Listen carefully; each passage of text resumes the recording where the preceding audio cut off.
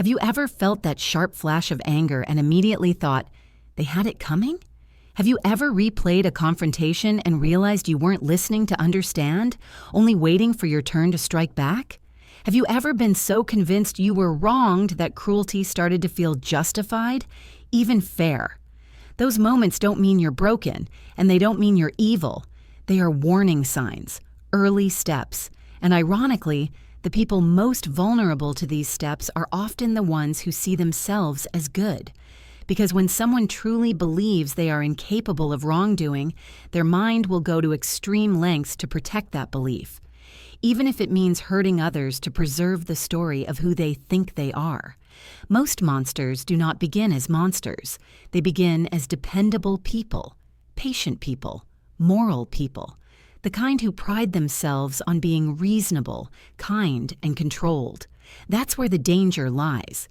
The faster path toward becoming destructive is not believing you're bad, but believing you're incapable of being bad.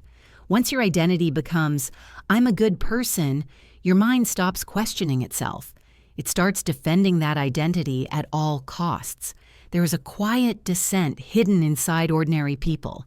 No dramatic snap, no sudden transformation, just a series of small, seemingly logical steps, each one defensible, each one explainable, until one day you're doing something you once condemned and feeling strangely at peace with it.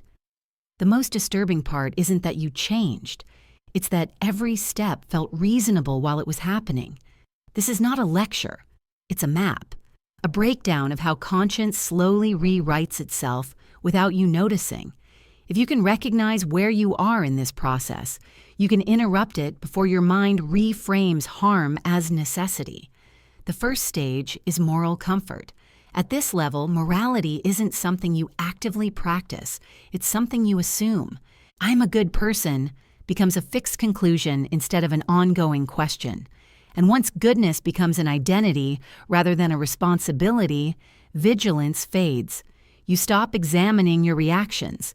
You stop sitting with discomfort. Any internal tension gets brushed aside because it threatens the image you have of yourself. Your values exist safely in theory, untouched by real pressure, power, or loss. They feel solid precisely because they've never been tested. The early signs are subtle. Criticism feels irritating instead of informative. Defensiveness appears quickly. The mind stops asking, was I right? And starts asking, how do I protect the idea that I'm good? This isn't evil. It's unconsciousness. And an unconscious mind drifts without realizing it's moving. The second stage is justified self-interest. Nothing collapses yet. You still see yourself as moral. What changes is the logic you use. Good intentions begin to bend around convenience, quietly, reasonably. A new sentence enters your thinking. I didn't have a choice. Once that sentence is accepted, almost anything can pass through it. The compromises are small at first. A truth becomes a half-truth. Someone is overlooked. A decision benefits you while disadvantaging someone else, just this once. It feels acceptable because it's framed as necessary. Language shifts. I should becomes I must. Optional becomes unavoidable.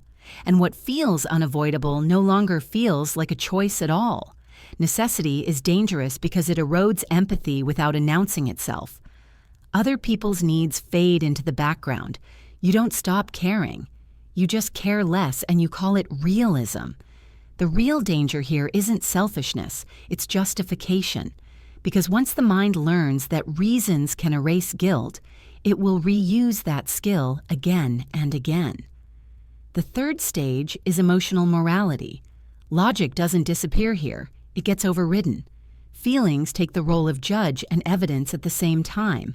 What feels true becomes more important than what is true. Anger feels justified, so it must be. Fear feels real, so danger must be present. Resentment feels earned, so retaliation feels fair. The mind stops asking what actually happened and starts asking how it felt. Any evidence that contradicts the emotion is dismissed as cold or irrelevant. Pain becomes especially dangerous here because pain grants permission. Once someone feels deeply wronged, Their internal restraints loosen. Sharp words start to feel balanced. Withdrawal feels like self-respect. Cruel thoughts feel proportional. Victimhood becomes moral armor. I'm not attacking, I'm defending. Emotion demands action, not reflection. And once emotion drives behavior, morality stops being contemplative and becomes impulsive. The fourth stage is moral superiority. This is where the shift becomes ideological. You stop reacting to individuals and start reacting to categories. The world splits into us and them, good people and bad people. Nuance becomes suspicious. Complexity feels like weakness. Labels replace faces because labels are easier to judge. Once someone becomes a symbol, empathy no longer applies in the same way. Dehumanization doesn't begin with violence. It begins with language. Words like ignorant, toxic, dangerous, evil quietly erase individuality. Righteousness feels comforting because it simplifies chaos. It tells you exactly where you stand. Doubt starts to look like betrayal. Disagreement becomes evidence of moral failure. Having an enemy gives anger direction, pain meaning, and hostility purpose. Harm stops feeling personal and starts feeling principled. Cruelty is no longer a lapse. It becomes a duty. The fifth stage is collective validation. This is where conscience dissolves into the group. Beliefs are echoed back, reinforced, repeated. Agreement dulls doubt. When many people approve the same harm, it no longer feels like harm at all. It feels normal. Silence plays a powerful role here. When those who notice something wrong say nothing, their silence is interpreted as consent. Responsibility thins out. No one feels fully accountable because everyone is involved. I didn't start this. I'm just following along. Harm becomes systemic instead of personal, and once it's embedded in group identity, stepping away feels dangerous. What one person might hesitate to do, a group will carry out confidently. The sixth stage is moral immunity. Accountability collapses here, not because consequences disappear, but because they're believed not to apply. The cause becomes sacred. Certainty hardens. Whatever is done in service of the cause is justified. Criticism is no longer considered, it's dismissed. Questions are treated as attacks. The focus shifts from, "Is this right?" to "Who are you to question me?" Doubt becomes weakness. Reflection becomes betrayal. Empathy becomes conditional. Compassion is reserved only for those deemed worthy. Everyone else becomes acceptable collateral. Harm no longer feels like failure. It feels inevitable. The seventh stage is the monster with a clear conscience. Harm is no longer explained away. It is sanctified. Cruelty becomes procedure. Destruction becomes cleansing.